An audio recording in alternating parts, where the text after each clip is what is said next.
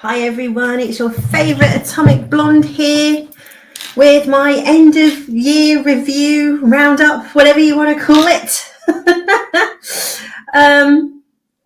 Hope everyone's good, had a great Christmas, and obviously we're heading into the new year, so Happy New Year to you all. Obviously it's New Year's Eve here in the UK, and it will be everywhere at some point today.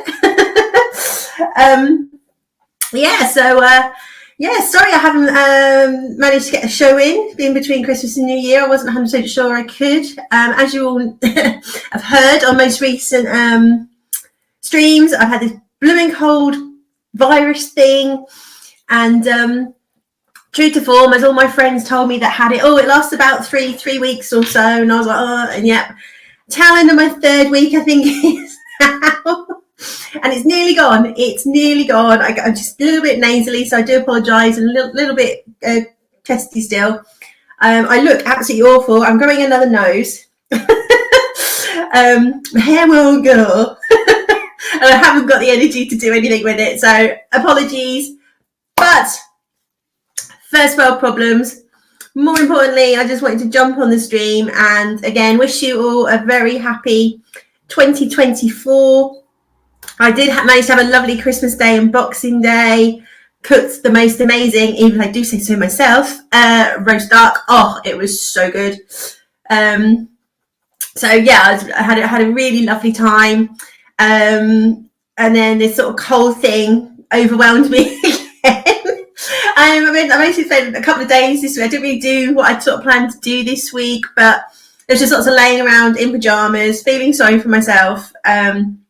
Watching old TV, and and what really cheered me up was I done a Gene Hunt marathon, and I've literally been watching Life on Mars and Ashes to Ashes this week while I've just sort of been laying on the sofa,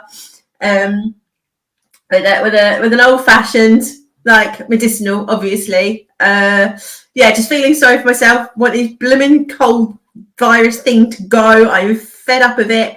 Like you're constantly just sniffing and blowing your nose. It's like I look like Rudolph as it is, that second nose growing. But I laughed my butt off. I love that. It's one of those things. It's one of my favourite shows when it came out, and I know it's always really funny, but I always kind of forget how funny it is. I mean, just the Gene one-liners are phenomenal, and it was really sad news this year that they were trying to make a third season. Lazarus, Philip Binster, John Sim were well up for it. They've sort of seen the scripts. It's a really good story. Almost kind of concluded, because even though we got quite a rounded ending to Ashes, there were still quite a lot of questions, around, what happened to Sam, because he faked his own death, right? So did he pass over? Did he go into the pub, or did he disappear to try and figure out, what's the whole Keats thing? And obviously it was kind of, you assume he was sort of taking them to hell, but we don't really know. It was kind of left up to you to decide what it all meant, which I kind of liked. I did kind of, there was enough answers there that you didn't sit there and go, ugh, what was that about? But it did leave enough open that you could kind of draw your own conclusions from it and what the world was and why Gene was there. I think, everyone's really excited, but of course they can't get funding for it. I mean, there's no way the BBC were ever, even though it's like one of their biggest hits ever, would never have the balls to make this show. Or if the BBC did fund it, they'd absolutely destroy it. I mean, the whole thing with Life on Mars, and that was all about like political correctness gone bonkers, wasn't it? And this was back in 2005 when the world was still quite normal. You think, like, in 2005 we had the relaunch of Doctor Who, we had Life on Mars, these great shows were coming out sort of early noughts or mid noughts, and then just what happened to our TV and our films, it just all went downhill after that. So it's a real shame. I mean, hopefully they put a tweet out to say, look, we just can't seem to get this off the ground. In my kind of slightly cold and flu with old-fashioned state, I tweeted out yesterday, hashtag Lazarus, let's get that trending, people, let's get this made. You know, like every time when they, like the Euro Millions lottery's there and think, God, if I could win this week, I could fund that show. Well, I could, you know. But yeah, it'd be just brilliant if one of the streaming services like had the balls to pick it up and make it. It's something that probably sit quite well with Apple. I think definitely Netflix could get away with making it. Just a shame nobody has any balls to make anything anymore that, you know, goes against the message.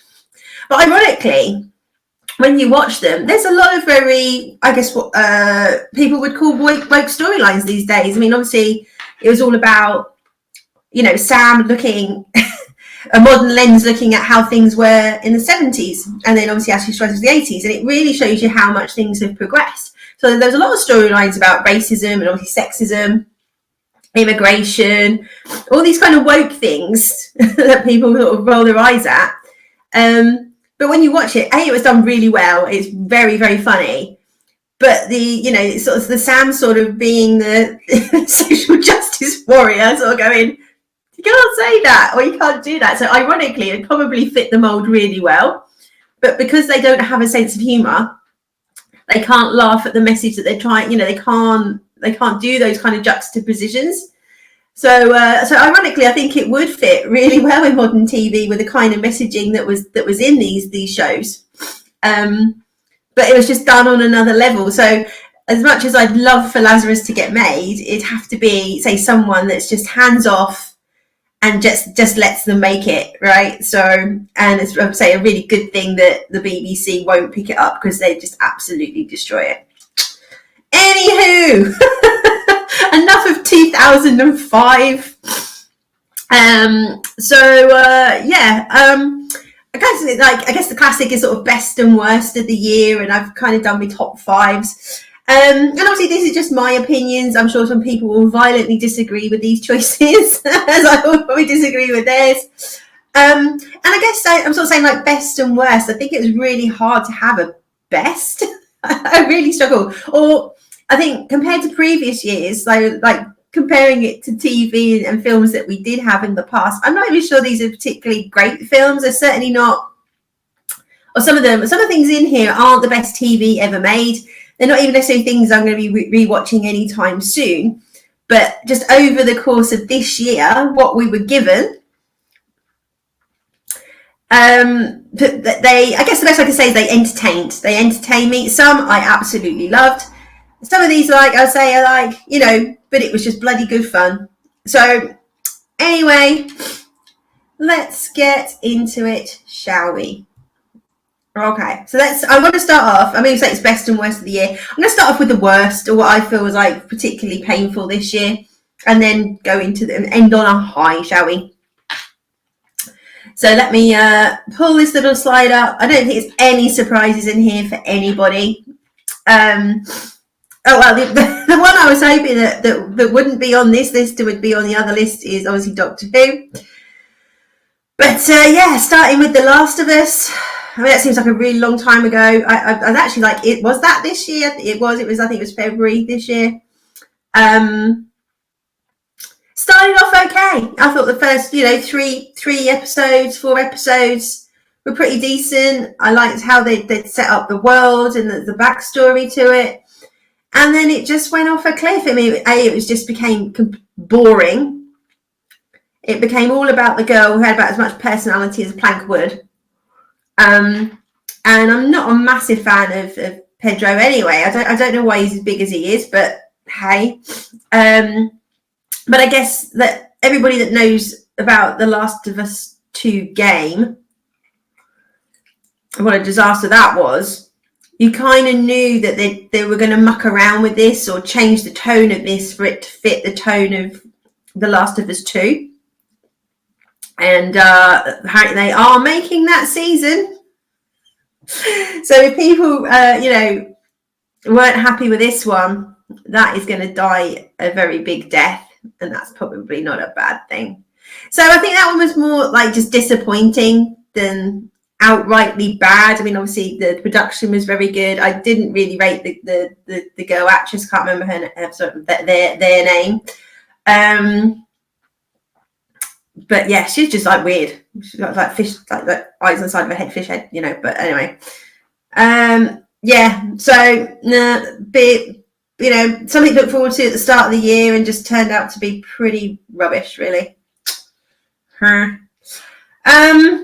Yeah, probably my biggest disappointment of the year, as you've seen from my reviews. If you haven't, go check them out. There's 3 Doctor Who special standalone Sunday lunch specials that I did reviewing these, and I basically put the Star Beast. I think the Star Beast was the worst by far, even though it's the first one in terms of just really lazy writing. It was just very, very badly written. It was very ham-fisted in terms of the dialogue. It wasn't clever. It wasn't funny. It was just so disappointing, and to undo one of the best and bittersweet endings ever in Doctor Who with Donna. I mean, don't get me wrong, I'm glad they didn't kill the character off. And seeing Wilf, good old Bernard again, was delightful. But for me, that really wasn't enough to say these anniversary specials were special. Even they weren't special. They weren't good. There was nothing particularly anniversary about them. There was some great acting as always. Tennant and Catherine Tate and Neil Patrick Harris, you know, knocked out the park. But all of them were just rehashes of previous stories that RTD had written. He kind of ignored stuff that Moffat had written. It was just bitterly disappointing. Yeah, I haven't got round to watching. I was hoping to watch it between Christmas and New Year to do your review on the Christmas Day special. As I said, I just didn't have the will to watch it and watch My Life on Mars instead. So I am feeling a bit better. I might try and watch it today or tomorrow and get a review up and let you know what I think. But based on what I saw from these 60th anniversary specials, I'm not holding out much hope that it'll be a good story. I still think Ncuti's going to be good. I really do. I can't speak familiar. I don't watch Coronation Street. But I just don't think I think it's going to be a sort of bit of rerun of Capaldi, that you potentially got a good actor there who's just given shit to act. So yeah, probably my biggest disappointment of the year.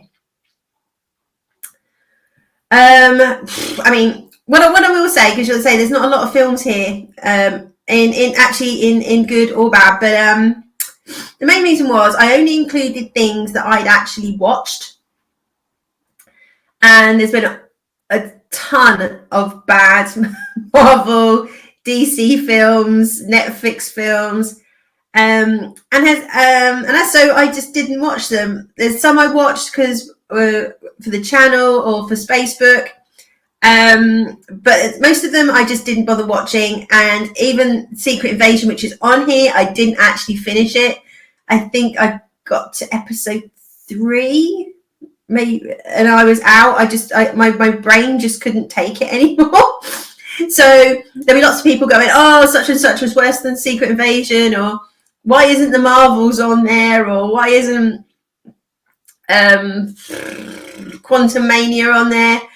The answer is I haven't watched them, and I don't, even though I can read all the reviews, I can see the ratings, and I know they're not good films. I don't think it's fair for me to put them on the list if I haven't actually seen them. And The Flash only makes it on here because I didn't go see The Flash at the cinema. I haven't bothered renting it. I'm not going to spend any money on this nonsense. But when I was on my flying back from Asia in October, I had 14 hours to kill. And I kind of watched a lot of the good stuff on the way out, and I wasn't left with much on the way back. And I was left with the options of like The Dial of Destiny or The Flash. So I went with The Flash because I just could not bring myself to watch Dial of Destiny. Hence, that's also not on this list because I've not seen it. At least I knew there was a couple of good things about The Flash. That obviously the Michael Keaton performance, and actually the lady that played Supergirl was very good. But it was a crap film. I'm not a fan of Ezra Miller. Even before all the nonsense about him came out, I just don't think he was ever very good casting as Barry Allen. I always preferred, I think Grant Gustin was a great Flash, even though the TV series went off a cliff like every other CW show. But the first few seasons I actually really enjoyed, up to about season 4, and they were getting a bit wobbly then. Cheers. But yeah, and again, it was just kind of rehash of what we'd seen in the TV show. So even if you were coming to this and you probably, a lot of people who knew these characters, obviously comic people aside, knew of these characters because of the Arrowverse and things like that. So they already kind of saw this story in season 2 of The Flash, I think it was. Where the whole, villain turns out to be Barry. We kind of already seen that. So there was even nothing new in this for people who hadn't necessarily read the comics. But I need to say, I think Ezra's performance was better than I was expecting, to be honest. But it still wasn't, gripping in any way, shape or form. And, and like you say, like everybody else says, like the film doesn't really hang together because there's been so many reshoots and chops and changes of the story. And I think most of what came out this year from the, Marvel or Flash suffered from the same thing because they constantly reshooting, not having a finished script when they actually go in to make the blooming thing. And, we're just seeing the results of that. And then, hate to jump, or appear to be jumping on the bandwagon, but oh boy, Rebel Moon. To be fair, I was on my downward trajectory with this cold thing again. And I was, if you look back at when the trailers came out for this, I was actually quite excited. It looked quite good. When have we been stung there before, people?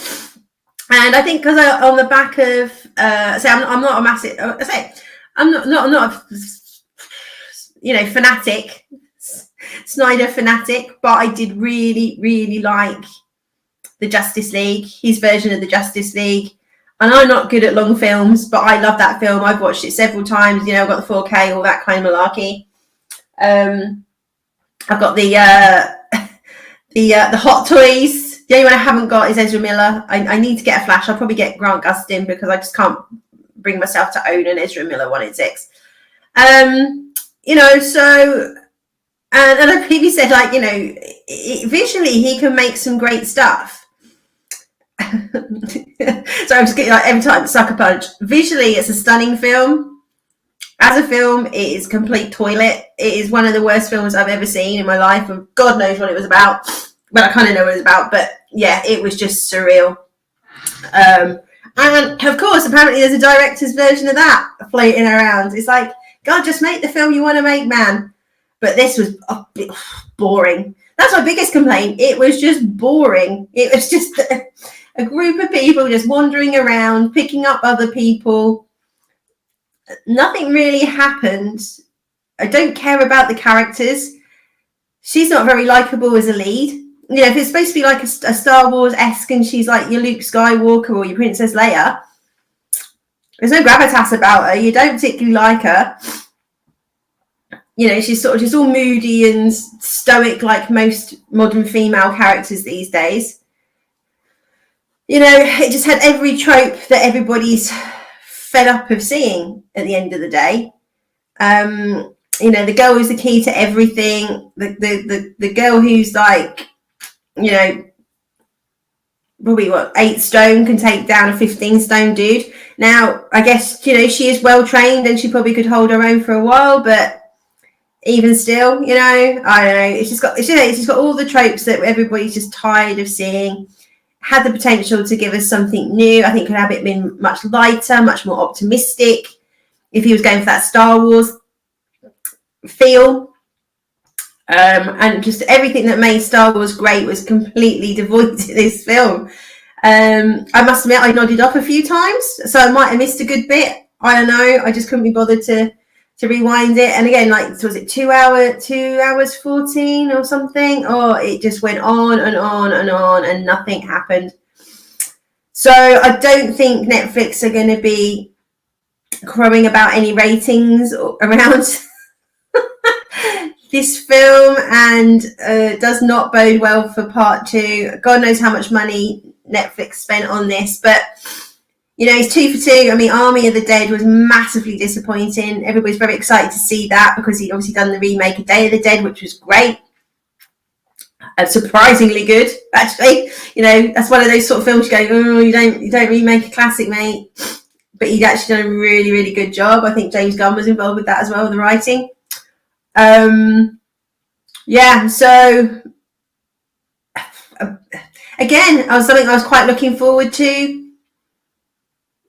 Just massively disappointing. I think I'll be used to this by now. You watch the trailer, goes, oh, that looks quite good, a la Secret Invasion. And then the show arrives and it's just like, anyway, great. They're either lecturing us to death or boring us to death. Hey ho.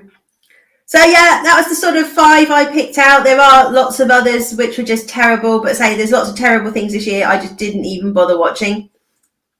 So I guess those sort of honourable mentions, they are like your Marvels, your Quantumania, Aquaman's bombing, pretty much any Disney show that's come out. The list just goes on and on. But these are the ones that kind of stuck in my mind as particularly bad. And to be fair, I was just struggling to find a film because I just didn't bother going to see most of the shit that came out this year. So thanks for that saved Flash, I think. Anywho, let's move on. So I'm going to do my honourable mentions first. And both Reacher and For All Mankind are in here just because the season hasn't finished yet. So we're on season 2 of Reacher, which is really good so far. Very much enjoying that. I'm 1 episode behind. I need to watch the latest episode. And we're on season 4 For All Mankind. 4 seasons in, this thing is still bloody amazing. Every season, you go, ugh, are they going to be able to maintain it? The further you get to modern history, that they're obviously like diverging. We're in 2003 now in For All Mankind. And the Cold War still very much alive and well, and things are breaking down in this one. So the more it kind of diverges from our history, it's got the potential to get quite silly and go off a cliff, which it hasn't at all. And the way they continue to maintain the characters, and there's some that you've really rooted for and you've liked throughout the show, and now are actually just becoming a bit sort of twisted and bitter, and really, really kind of going off these people, even though you've really liked them through the other seasons. They're quite, very realistic story arcs, like things these people have been through. You can see why they're becoming what they are. And there's lots of sort of consequences of people's decisions and actions have pushed them in certain directions. Some of it's like best of intentions, but have led them down a bad path. But yeah, I'm really loving this show. Can't wait to see how this season ends, and hopefully it has been picked up for a next season. I don't know how many seasons it's going to run for. I'd assume 5, because that would pretty much bring us up to now. There's always like sort of 10-20 year jump between the seasons. So but well done, Apple. And say good writer, good showrunner, Ronald D. Moore, years of experience, working on Star Trek. And obviously done the reboot of Battlestar Galactica, which is another show that I love. Again, not everybody liked the ending of that. But, Lazarus Project, season 2. This is a Sky original. Okay, sort of not time travel per se, but basically there's a device, and there's a group of people who are kind of sensitive to this, and when there's basically an extinction event, easy for me saying my cold, they're able to trigger this device and it resets time. And then you basically got this team that then have to go out and obviously stop the extinction event happening for then time to continue. So there's lots of getting stuck in like time loops until they figure it out. And then at the end of sort of season 1, beginning of season 2, another group had also created a machine, and having both these machines running sort of created this sort of black hole or some sort of anomaly that just keeps destroying the world, and they get stuck in this 3-week time loop. And they had in 3 weeks, so obviously but because they're part of this team and they're aware, and there's also a serum that develops a serum, they can remember what they learn each time loop. So each time loop they can progress further. But you can imagine that has a bit of a effect on your psyche after a while, that you keep dying every 3 weeks or going through something terrible. And I wasn't really sure what to expect of season 2, but I actually really enjoyed it. And it's quite, it is quite a diverse cast, and I'd say there's nothing, and that's absolutely fine, because actually all the characters in it are great. Like the main lead character in this, as you can see, is a black guy, but he is very flawed. This guy never quite gets it right, and he's like quite damaged by all this sort of time loop stuff. But yeah, his morals are quite questionable at times. Again, even though he thinks he's doing things for the right reasons. Because basically he's in season 1, his girlfriend gets killed, so he goes AWOL and steals a nuclear device and basically detonates the bomb to make his boss reset the world so he can save his girlfriend. Bit questionable. But it is a good little show. Take 2 seasons on Sky. They're all there now. If you like your sort of sci-fi, bit time-wimey, but like a sort of spy thriller as well, I think you'd really enjoy this, The Lazarus Project. Do go check that out. So yeah, that's season 2 just recently finished. But yeah, a good something that's a little bit different. The Pope's Exorcist is just on here because it's just ridiculous and fun. Priest on a scooter. What more do you need? Okay. No, it's just I love my horror films. You don't often get a very good horror film these days. Again, everything's just a bit of a rehash. And whereas The Pope's Exorcist, you're like, oh, is it just going to be like another rehash of Exorcist, blah blah blah. And there's a little bit of that in there, but the effects are really good. I mean, it builds the tension well. And I just got a bit of a soft spot for Russell Crowe. It doesn't quite look like he did in his Gladiator days, but almost kudos to him. He's like, I'm 60 something, deal with it. So, but yeah, it was just, I just really enjoyed it. It was just good fun, as much as horror films are. But if you're a horror buff, you'll know what I mean by saying it was just good fun. I just enjoyed it. There was a good story there. It's apparently based on a true story. The actual character, the Pope's Exorcist, who this is based on, is a real person. And I believe he wrote some books, and I think he might have done some interviews and things as well, telling the stories of the various exorcisms and things. So even though this story isn't based on a true story, the character is a real person. So that in itself, just envisaging this Pope driving around on his little Vespa thing, brilliant. Absolutely loved it. But yeah, not the best horror film ever made. Isn't the most memorable horror film ever made? Absolutely not. But did I personally enjoy this? I did. I watched it not long after it came out, and it's another one I watched on the plane actually, which was quite interesting. On the plane, someone sort of looks over your shoulder and looks at what you're watching, just as something quite diabolical is happening. Is like, you're right. Oops. Yeah. Oh, and Barbie. We've got that one again. Like, right? Would Barbie have done as well as it did if it came out in a different year? I don't know. Maybe. And again, is it the film of the year? No, it's not. Saying that, I've not watched Oppenheimer yet. Again, it was one I was going to do between Christmas and New Year, but felt a little bit heavy going for my little adult cold brain. But I will watch it soon, I promise. But again, I think it's just out there for me that it was just fun. And I think some of the messaging that was in there didn't land the way they expected it to.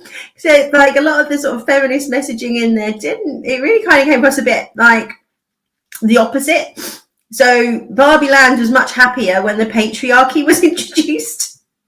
And women felt like they had a purpose rather than just being perfect all the time, i.e., you know, Mary Sue's. But yeah, for me, it was Ken. It was the Are You Ken Enough and the Ken song. Just completely, and again, I don't think this was the intention at all, but Ken just stole the movie. He was hilarious in it, and he beaches. I beach. And it's just this. So I think it's unintentionally delivered the wrong message or the right message. I don't know which one it is. And just delivered actually a really fun film. I haven't watched it again since I went to the cinema. I don't know if I'd feel the same if I watched it again. I think I'd probably still laugh at the same bits with these Dojo Mojo Queso House. Brilliant, inspired. But yeah, I enjoyed it. I probably enjoyed it for the reasons I wasn't meant to enjoy it. But hey, I mean, that's kind of what films are about, right? That everybody takes something different from it. So it was a good bit of fun. It was something different again.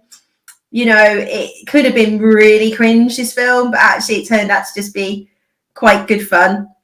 My friend, who's a lot more sort of feminist than I am, was very disappointed by it because I thought it was a riot, and I was like, this is great, blah blah blah, and she's like, wow, I was very disappointed by that. So yeah, I don't think the messaging landed quite right, but hey, it made over $1 billion, so fair play, well done, Barbie. So my top 5, and again, no real films in here other than Godzilla -1, which I really enjoyed. Again, you can catch that on my stream for the 17th of December. I think been to see it that morning, I think. Yeah, a great little film. Here in Japan, they're releasing it in black and white now, which would be amazing. But yeah, just great characterization and storytelling. Get my words out. It's like the cold and flu's wearing off. Yeah, but yeah, I wasn't sure what to expect. I say I'm not the biggest Godzilla or kaiju movie fan, but obviously you all know my penchant for Asian TV shows. So Asian film, got to go check this out. If it's got the production qualities of the TV shows, it's going to be good, and the storytelling is going to be good. And from that point of view, I was not disappointed at all. To be fair, I wasn't disappointed by the film at all. For me, there was a couple of iffy effects, but given the budget that they had, they were still better than any effects coming out of Marvel, who has 10 times their budget. But for me, it was all about the characters, and you cared about these characters. It's on the back of the tail end of the Second World War.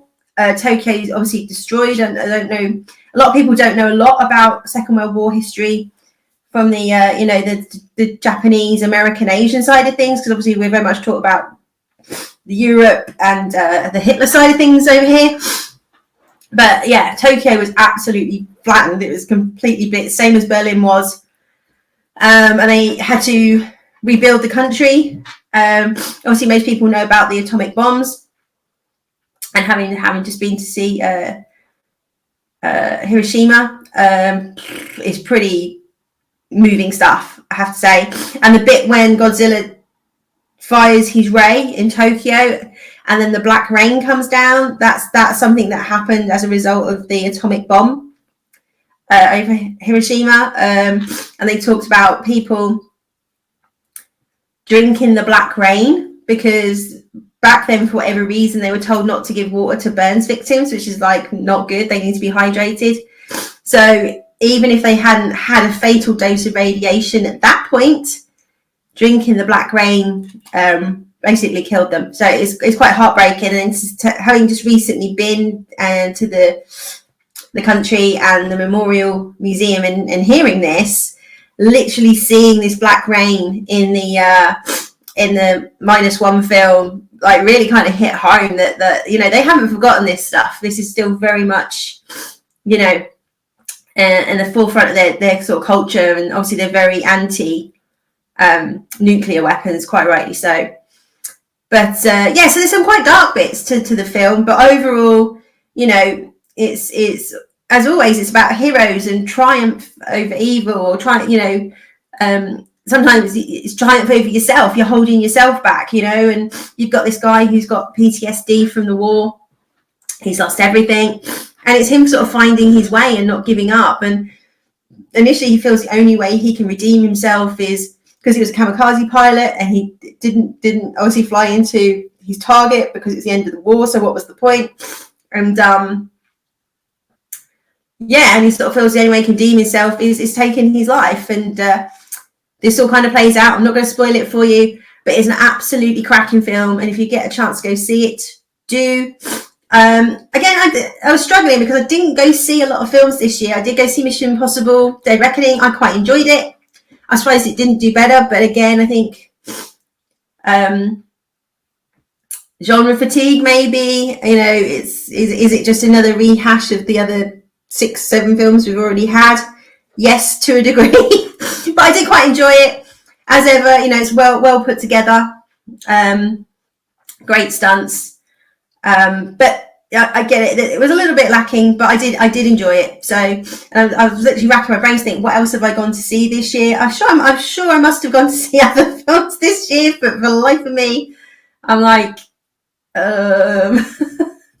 you know, because was that last year or was that this year? I had those sort of conversations in my head. But if nothing sort of leaping into my head, it was like, oh, that was a great film to go see. Kind of tells you everything you need to know, really, doesn't it? I think a lot of it we kind of went and then ended up just walking out really disappointed.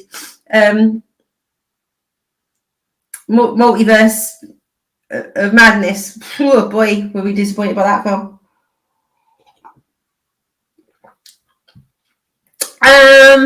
So that's probably like my only film out of there that really stood out, and maybe because it's fresh in my mind, but absolute banger. Now, there had to be fair, my top 5 could have all been Korean dramas, if I'm really, really honest. I think as though some of the Korean dramas that are on Netflix didn't come out this year. Obviously, they've been made several years ago, but only just sort of making it to UK shores. But for me, The Glory, head and shoulders above. I mean, as you know, I love my K-dramas. I rate a lot of them on here. I'm watching My Demon at the moment, which just recently started on Netflix, which I'm loving. That's more of the romantic one rather than a violent one or revenge one, as this one was. It was split into 2 parts. I think technically The Glory started last year, but did conclude this year in March. And it's just an absolute masterpiece. It's such a good show. You've got a girl, and I didn't realise, but this is based on, well, very loosely based on a true story. Obviously not the revenge part, but there was a girl who was badly bullied in Korea at school, and she was burnt using like hair tongs or hair iron or whatever, which was just absolutely, I think, not to the extent that you see it in this show. I think this was really taken to the extreme, but the fact that it was used a tool on a young girl at school is just absolutely horrific. And apparently her story made quite big news in Korea. And this is obviously the premise of this show. So this girl is just, you know, mercilessly bullied, and basically contemplates deleting herself. And she sees somebody else sort of jump in, and actually that sort of snaps her out of it, and she rescues this person, and they kind of, you know, this adult. But ultimately, she decides to get revenge instead. And one of the best ways to get revenge is to live, because they were deliberately trying to drive her to do something so hideous.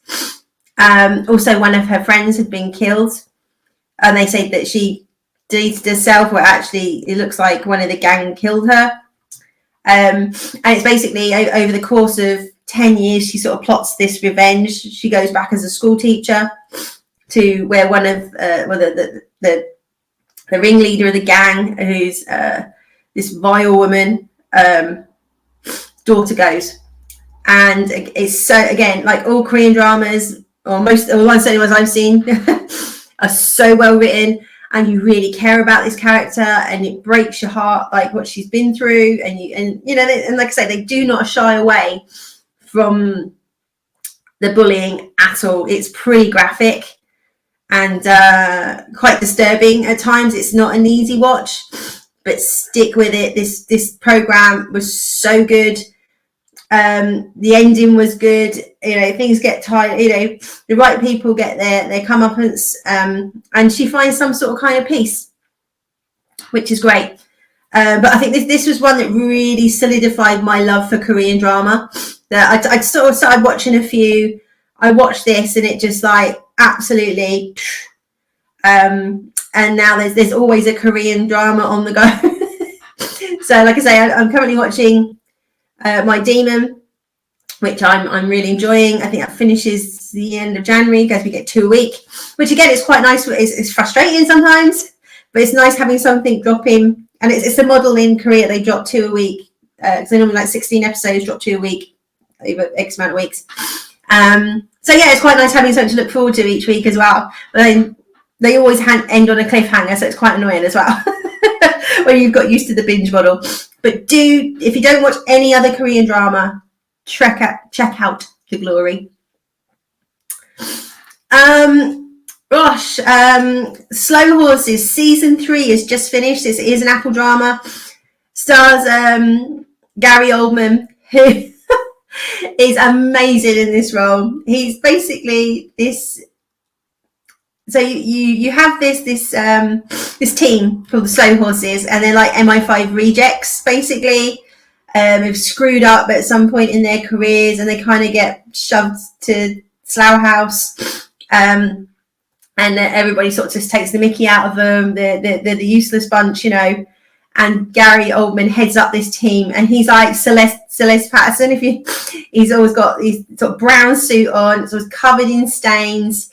His hair's lank, it's never washed. He's overweight. He's an alcoholic. He's chain smoking. Again, he's like something just straight out of Life on Mars. You know, fat, sweaty coppers, and he's so rude to his team. And you know, like you do get Gene Hunt-esque quotes come out of his mouth. You know, they've more useful hemorrhoids than you to his team. You know, he's absolutely vile. But kind of underneath it all, he sort of cares. But at times you just go, actually, he really doesn't give a shit about this lot at all. But then something will happen. You go, he does sort of care somewhere deep down that there is something there.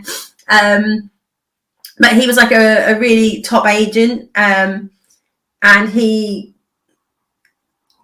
got orders to do something. I'm trying not to give you spoilers, which he done, and then he basically got hung out to dry for it. Hence why he ended up here. So he was a top agent in his day. But yeah, he was asked to do something that was quite questionable, and obviously he followed the orders and then kind of got hung out to dry for it. So there's a lot of resentment there. No love lost. But it's just seeing the characters in it. Each season's been very different. They've all been really, I'd say I've just finished season 3, which was just absolutely amazing. The twists and turns in it this season. But it's always like Gary Oldman's performance is just fantastic in it. I really enjoyed this season. There is a season 4 coming. I've already seen the trailer for it. Again, looks good. I don't know how many more they're going to make. The guy that writes it is a guy called Will Smith, not that Will Smith. And it is based on a set of books, I think, or a book at least. And he's sort of saying like he needs to think about how he wraps this up. So I don't know if they're planning on making many more seasons. Hopefully, again, maybe I think five season arcs normally work quite well. We'll see, but this is an absolute gem. Like you say, if you like the kind of more gritty, I don't say like the Sweeney because it's not that camp, but if you like that kind of old-fashioned procedural drama, bit of comedy, probably Life on Mars, to be honest, you will love this show. And if you get the opportunity, I think if you have Sky, you can get Apple for free through Sky now, or part of your Sky subscription. So do go check it out. As I say, there's some great stuff on Apple for all mankind. If you get the chance, do check this show out. It's the characters are great. It's funny, but there's also like a thriller drama spy element to it. So yeah, I think you'll enjoy it. And then One Piece, again, kind of blindsided me. I'm not into my manga or my anime. I find some anime very difficult to watch. It's a bit too cartoony for me. I know it's what it's meant to be, but you know what I mean? Cartoony rather than animation. That makes sense. So I really didn't know what to think of this, especially after the unmitigated disaster of Cowboy Bebop, which I don't think I got through the first episode, if I'm honest. So I was a bit like, oh God, do I want to put myself through this again? But again, I said I'd review it for the channel, and I'm really glad I did. Again, I kind of put it on with very low expectations, didn't really know anything about it. I didn't have a clue what the story was, no background information. And I think sometimes that's the best way to go into it. I had no preconceived ideas of who the characters were or what they should be. And within like 15, 20 minutes, I was kind of hooked. I was like, this is actually quite good fun and quite intriguing. And I wasn't sure I was going to like Luffy, but he does grow on you. He's actually quite endearing. So yeah, before I knew it, I kind of, I'd watched the season. And it was just, and I just keep coming back to it. It was just bloody good fun. And it's just, I think that's the one thing missing from our TV and films these days. Everything has to have a message. Everything has to be a bit preachy. Everything has to be super serious, even if it's not preachy.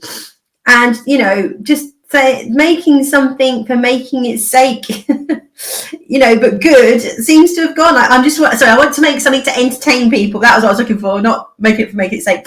Just want to make something that's going to entertain people. Why is that so hard for the West? We're just like, no, they have to learn something. They have to be educated on something. Just make it bloody fun. And this was fun in spades. I'm looking forward to the second series. I don't know when we're going to get that, but the guy that plays the lead character, Luffy, is, I think he's already in his like late teens, early 20s. So obviously the character's quite young. So they're going to have to make it quite quickly and maybe back to back before he gets too old to play the character. So I believe Netflix will be dropping the anime that this is based on onto Netflix as well. And I think it's like about 1,000 episodes or something ridiculous. It's a really long running show. So there's plenty of material for them to use. We just have to hope it doesn't fall into the usual Netflix trap of you get one cracking first season and then the second season the activists get their hands on it and it just goes off a flipping cliff. Yeah, let's fingers crossed for season 2. I mean, it's all about, I guess, what the creator negotiated. He was heavily involved in season 1. He made them reshoot some certain things because he wasn't happy with it. And as long as he's got that creative control for season 2, we should be grand. And lastly, by no means least, Picard season 3. Oh, I was so excited for this, but so apprehensive at the same time. I've heard so many good things from RMB that this isn't like the other Kurtzman Trek. And I don't often doubt RMB. I think we have quite similar tastes. There's some stuff he likes. I'm just like, no, but we generally have quite similar tastes. So I was really excited for this, and thank God, it was good. It was so good, and maybe it wasn't as good as I think it is in my head because we just had such bad Trek. I don't know, and I don't care. I just loved it. I've got the steelbook, the Blu-ray steelbook downstairs. I ordered that. I've watched the season several times over, and it was just so refreshing to see Star Trek back on the screens, to hear positive reviews of Star Trek, having the fandom talk about the show, but about the story and what might it all mean and what's happening. And I love this character. Rather than everybody arguing about the tone or the dialogue or the message, or it was just purely fans loving the show. And even people who didn't like it, they didn't like it for different reasons. It wasn't like they felt it was woke. For whatever reason, they just didn't gel. They were too bruised, too battered by Kurtzman, or it just didn't resonate with them, and that's absolutely fine. But at least it was like there's a real buzz around the fandom. Now, Hollywood has done only what Hollywood can, and Paramount, and completely killed it. So well done there. You had all this buzz.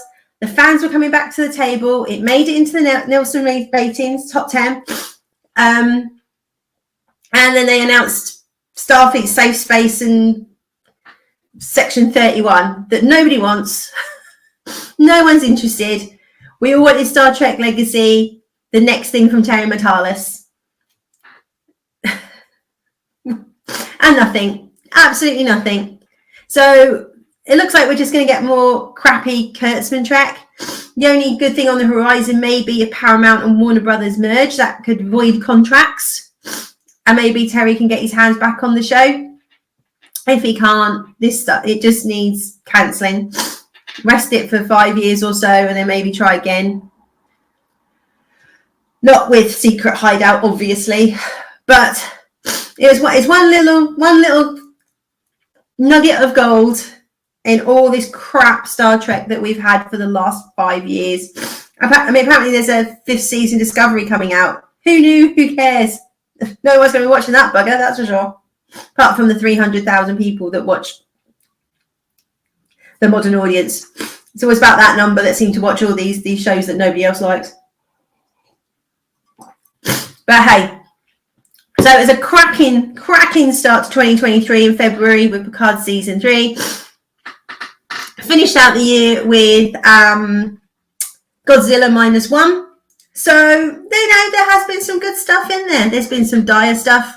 Oh, let's say I only talked about things that I watched, but obviously one of the absolute dires of the year was The Witcher. That IP is done and finished, especially with Henry Cavill leaving. I don't think anybody's going to be watching that show again anytime soon.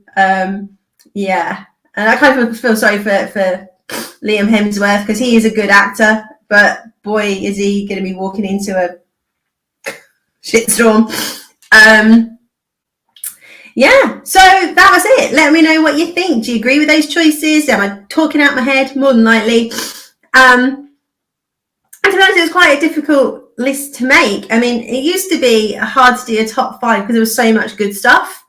I really struggled to think of, say, 5 non-Korean things to list, and that's a real shame. It's our shows, our culture, our IP, and one I thought for sure would be on my top 5 list was Doctor Who.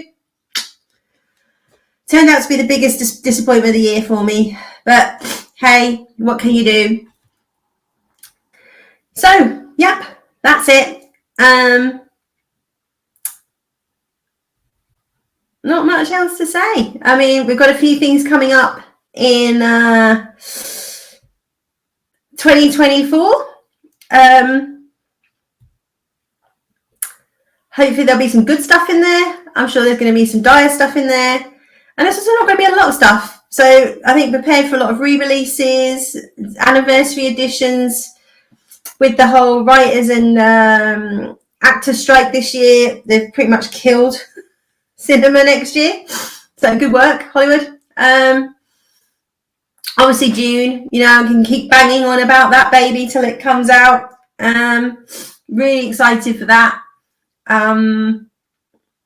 Yeah. So I'm just trying to rack it, but anything else next year? Who knows? Well, don't know. Yeah, it's bad, isn't it? When the only film you can think of is June 2. It's got to be some other stuff coming out. Got to be. But anyway, do like, share, and subscribe. As always, love ya. Again, I can never thank you enough for all your support that keeps this idiot talking to herself in her study about things she likes and doesn't like, and why anybody would want to listen to me, I don't know, but I really appreciate that you do. And I'd love to know your thoughts on good shows this year. I know I left off Mask Girl. Sorry, it was a good show, but I just worried there'd be too many Korean dramas in there. But Mask Girl was another brilliant one. If you go check it out, and I'm sure there's some other things in the list that I missed out. But if they don't instantly come to mind, then they couldn't have been that good, could they? Really? So have a brilliant New Year's Eve. I hope you're doing something fun, or whatever fun is to you, whether you just feet up in your PJs, eating the party foods, watching some classic TV or films, or you're out and you'll be struggling at 3 a.m. to get a taxi and it's like quadruple time and you just go, why did I bother coming out? Each to their own. I will probably be doing the former, feet up, watching some films or some TV, trying to find some classic TV that makes me laugh, and something that actually entertains. So we're after in 2024. It's not hard. Anyway, look, see my old Rudolph is coming through now. I just had to blow my nose. Anyway, cheers. Here's to a very happy 2024. I can't wait to be chatting to you all again next year. Let me know if there's anything you want me to review. Take care.